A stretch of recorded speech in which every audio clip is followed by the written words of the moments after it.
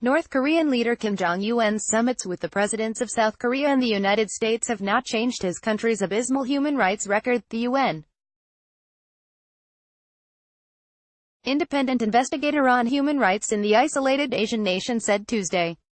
Speaking at a news conference, Tomas Ojea Quintana said he is very concerned that statements following Kim's meetings with South Korean President Moon Jae-in and U.S.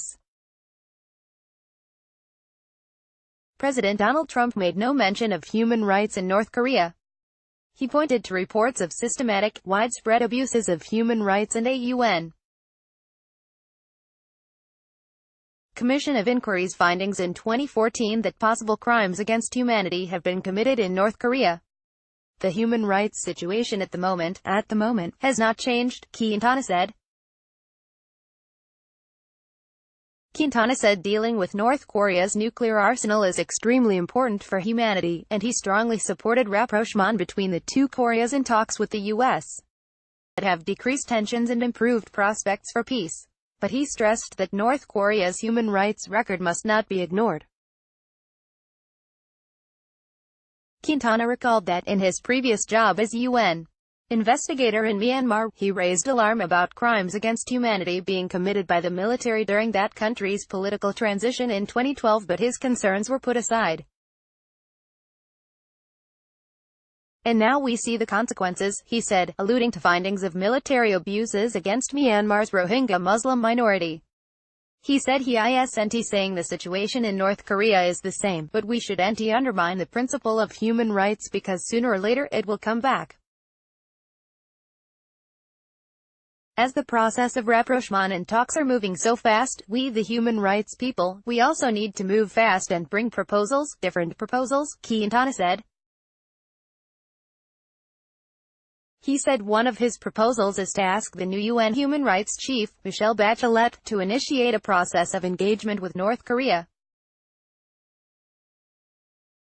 He also urged North Korea to show commitment to the human rights agenda and allow him to visit the country and talks to its leaders.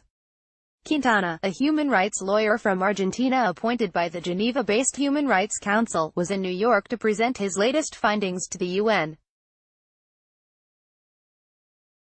General Assembly's Human Rights Committee. He said he proposed to North Korean officials in Geneva last March that the government should start releasing political prisoners as a signal of commitment to human rights.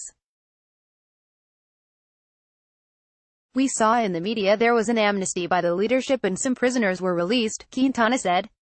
That was very important news. But Quintana added that when he wrote to North Korea seeking details, he got no response.